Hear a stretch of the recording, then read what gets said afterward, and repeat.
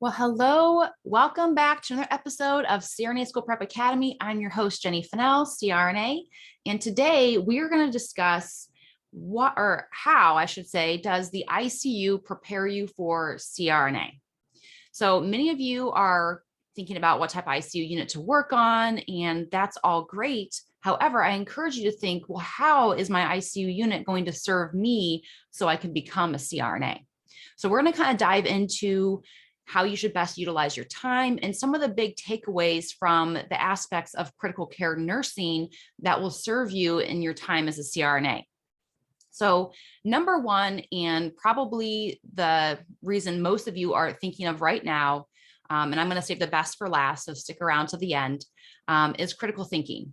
Okay. However, I challenge you, what is critical thinking? Do you understand what critical thinking is? And if I had to put a definition to critical thinking is, to me, is the why and the how and kind of the understanding. It allows you to essentially make an assessment and determine a diagnosis as well as a treatment. So as you can see, there's several phases to critical thinking. First, you have to recognize there's a problem, right? So it's kind of going into, okay, there's something going on here. Why is that? And also the how, as far as how would this unfold? If this is truly what I'm thinking it is, how is this unfolding? And also the why behind it. And then once you kind of can recognize it and understand the why and the how, the next thing you have to do is you say, okay, well, let's pinpoint what exactly this is and how would I treat it? And also you got to keep in mind that there may be a treatment method, but maybe because of your patient's unique situation, maybe they have other confounding comorbidities that maybe would make treatment a little trickier, meaning you'd have to manage it a certain way than just maybe a standard textbook answer. And so it's really getting down to the nitty gritty of how you would treat this individual for their unique needs. And the reason why this is so powerful and the reason why critical care experience is going to serve you so well in your time as a CRNA is because this allows you to develop that independent thought process and understanding that's going to allow you to become an amazing practitioner who can make judgment calls and know how to handle those critical moments that you have to be able to react quickly. So that's number one. That is the number one way that critical care can really help prepare you for CRNA. So when you're assessing what type of ICU unit to work on, this is why schools stress, you'll hear level 1 trauma. You don't have to work at a level 1 trauma. However, the reason why that's commonly recommended is because they know that the acuity is there. They know that you're going to thoroughly be developing these critical care skills because that type of a unit has the sickest of the sickest. People get triaged into your hospital who other hospitals can't handle them because they are so sick. And so that is why you will hear people preach about level 1 trauma. You don't need level 1 trauma. And if you're curious, I know I have another episode that goes over ICU experience. We also thoroughly go over ICU experience inside the academy. Richard Wilson, who is our expert contributor, he is a faculty member. He also goes into guided Q&As on ICU experience and tells you from a program's perspective on what they look for in ICU experience. So if you are a part of CRNA School Prep Academy, I highly encourage you to go to those resources to kind of determine what type of ICU is the best fit. But I wanted to point out the critical care thinking aspect of your ICU experience as far as how it's going to serve you as a CRNA. The next way that ICU experience can serve you as a CRNA is learning how to delegate. And as a new nurse, you guys, this may seem very intimidating. And maybe you're even questioning whether you even have it in you to delegate. I promise you the delegation comes after you gain the critical care understanding and confidence in what you know. Delegating is way easier if you know what you want. If you know exactly what you need and what you want, it's pretty easy to ask for it and to know exactly who to ask and what to ask for. Where delegating is hard is when you're unsure or not confident. And so this develops over time. It's not overnight. And so give yourself that grace, give yourself that space to grow as an ICU nurse and learn and trust yourself essentially. But as a CRNA, you delegate, you tell people what you need. They look to you for the answers. And so when something goes wrong, they expect you to tell them what they can do to help you. And so it's really important to kind of start this fundamental skill as an ICU nurse. Now, it doesn't mean that you have to be a delegating pro. Okay. I mean, sometimes, especially when you go into the realm of anesthesia from ICU, you're going to feel like a fish out of water. It's completely new to you. It's different. And we don't expect you to get in the OR day one and start barking orders at everyone in the OR. That's not what I'm saying. So please don't interpret it like that. But you have to at least be comfortable doing it in the ICU, for example, meaning if you're running a code, if you need to ask for something that your patient needs, you have to be comfortable, even if it is uncomfortable, to ask for things, to tell people that you need something. And so that is the skill that you have to be comfortable with prior to getting acceptance to CRNA school. It doesn't mean you're going to, again, be feeling comfortable delegating on day one as a student nurse or a nurse anesthesia student. However, if you're comfortable doing it as an ICU nurse, you're going to be able to more easily become comfortable doing it as a student and as well as a CRNA. So that's number 2. Number 3 is another probably somewhat obvious one, is drugs. Okay, you use a lot of drugs in ICU that you also use as a CRNA. And so a very common path to take in an interview, for example, is quizzing you on ICU drugs, because especially drugs that would also correlate with your time as a CRNA, vasopressors, things, ACLS drugs, those types of things. You have to be very familiar with why you would pick a certain drug, and not just why and how, but you have to know how much to give, when to give it, maybe any contraindications to a particular patient population. You have to kind of know all the ins and outs down to the molecular level of pharmacology with ICU drugs. And so the easiest and best way to start developing this knowledge is to go slow with it, but repeat it, meaning and understand it. Don't just memorize, but understand. So, and this works the best when you apply it to what you're currently doing. So if you have a patient on certain drips, understand why they're on the drip, how to titrate the drip effectively to manage that patient, and understand if you, maybe what would be some contraindications around using this drug. What are some bad side effects or potential side effects that you need to look out for? Or for example, if you have a patient who needs emergently intubated, but they're a paraplegic, why would you not use succinylcholine? You have to understand why, and they could be asking these types of things in the interview.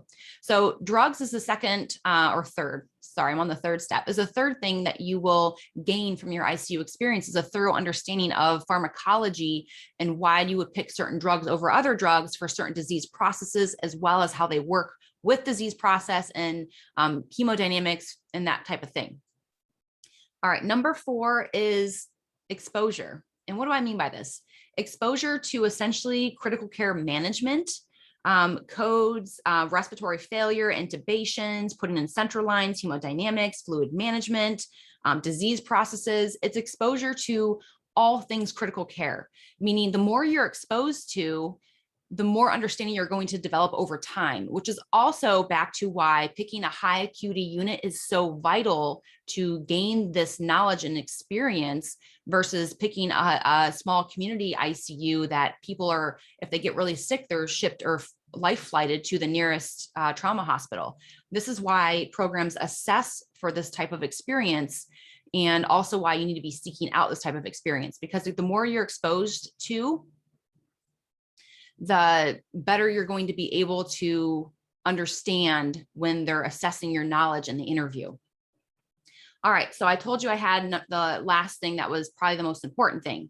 So the last thing I'm going to address is something that I find very important, because I also think this is something that could really clue you into whether CRNA is the right profession for you. And I get this question a lot. How do I know if CRNA is right for me? And I always say, okay, you need to shadow. You need to thoroughly understand what we do day to day, so you can kind of picture yourself in that role or not in that role. The last thing you want to do is to go to CRNA school, get into the clinical realm, and discover, oh, this is not what I thought it was going to be like. I don't like this type of environment. I don't work well in this type of environment. So you have to do your due diligence and really thoroughly research this profession.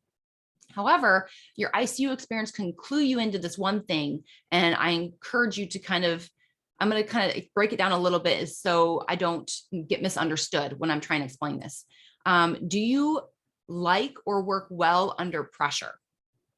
Now, when I say like, no one really likes a code. No one really likes when their patient's not doing well. And it's distressing and it makes your job stressful, right? And so you're like, well, why would I like that, Jenny? I'm not putting it in that context.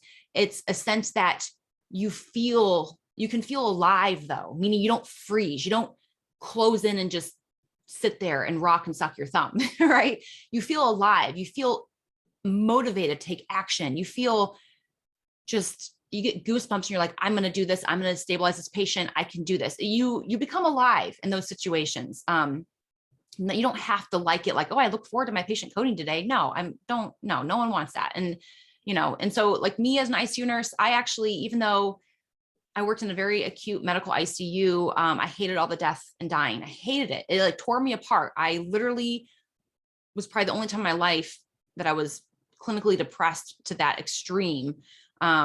For that reason anyways. And either way, I didn't like that part of the ICU world. However, I worked really well under pressure and I enjoyed trying my best to stabilize my patient. I felt alive. I knew that I had to be there for my patient and I enjoyed knowing I could be there for my patient during a life-threatening emergency.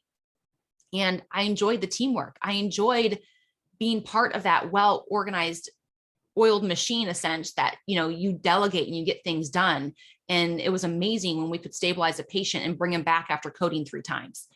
Amazing, especially when then you see them transfer out 2 weeks later from the ICU and they're waving goodbye to you. I mean, to me, that was why I did it. And I know everyone's with the situation of the world that people are not seeing those type of results nearly as much as I think we intended to see the results. I mean, you go into nursing wanting to help people, not wanting to put people in body bags, right?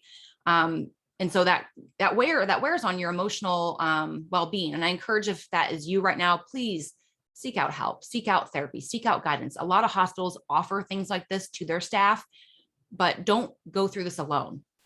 If you're struggling mentally, please take action. However that action looks like, you have to take action. You need to cope. You are going through something that's just can create like a PTSD kind of scenario. You need to address it before it gets too bad. So please, I want to make sure I'm clarifying that too. However, as far as working in the realm of CRNA, working well under pressure is really vital because you do a lot and not all the time. That they say anesthesia is 90% boredom, 10% sheer terror, but that's similar to the ICU. Now, actually, I think the ICU is more like probably more closer to like 70%. I wouldn't say it's ever boring because ICU is just freaking busy. You're always on your feet. You're always doing. And then managing critical events, probably more so than what we do in anesthesia. However, the difference is we maybe don't manage codes as frequently as you do in the ICU, or have an acute patient decompensate and feel like, well, I can't personally intubate them myself. So what do I do?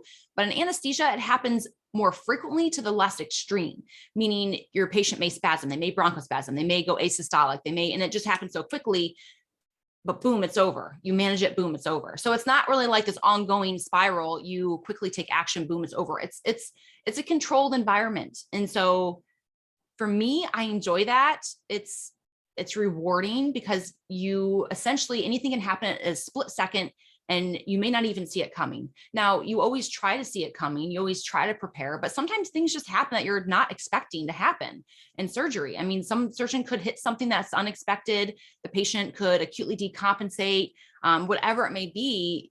Some stuff like that happens. And so you have to work well and be okay with being put under that immense amount of pressure that is such that it's like life-threatening, do or die, take action. And you have to be okay with that. So that's where I'm going with this, is the working under pressure aspect of becoming a CRNA. It's intense and it's frequent. However, it's controlled. And so it doesn't feel out of control. That's why I think they say 90% boredom, 10% sheer terror, because 10% of the time things can get a little crazy where it's like, okay, call in the troops. I can't manage it by myself. Where 90% of the time you can manage it by yourself. It'll be okay. It's a boom, quick in and out kind of scenario where, okay, I got to clear my airway. I got to re-intubate. I have to break this bronchospasm. I have to break this laryngospasm. I have to stabilize this low blood pressure. So things are happening all the time, but it feels controlled and it feels manageable. And then the other 10% of the time, it's like, I need more help and a lot of help, and all hands on deck. We got to get this, it's 40 blood products in an hour kind of scenario where it's just, you need all the people in that you can get to help out. But that's just it. When you do have that 10% of times where things are just out of control, you have a whole team managing the patient and you work together beautifully. It's funny because we recently did like a malignant hyperthermia scenario in the OR, and I could tell the OR staff was very uncomfortable, more so than anesthesia. We had 3 anesthesia providers in the room managing this scenario, and we were like, cool, we got this. Like we were like not nervous. We were like, let's do this. And yeah, we did have to review, dantrolene and how much to give, and the bicarb and all that stuff. And so we did have to do some review ourselves, but we felt very comfortable delegating and asking and telling people what we need, letting the OR staff know what's going on, saying, hey, go get this, you do that, and just organizing the room, where I could tell the other staff wasn't as comfortable, but it's because they don't practice that type of delegation as often. And they also, working under that pressure, we do it all the time in little tiny bits. And so when we do have the scenario that is very much bigger, we're more able to handle it because we've routinely been comfortable being put under the fire intermittently throughout our entire day, every day, all day. So that's kind of how the best way I can explain it to you, but I still encourage you to see it in action. Go shadow a CRNA. If you're not able to get a shadow experience, we have a virtual simulation experience that you can check out. It's really a good gateway even for you to get your first experience, meaning if you watch our virtual shadowing experience of general anesthesia, it'll give you ideas on how to make your actual real in-person experience more useful and more just to get more out of it. We even tell you what kind of questions you should ask the CRNA. So if you have not checked out our virtual simulation experience, I will link it in the show notes below as well. But I hope you guys enjoyed this episode. And as always, thank you for tuning in. I appreciate you. Leave me a review. I love hearing back from my community. So you guys all have a wonderful day, and we'll see you next week.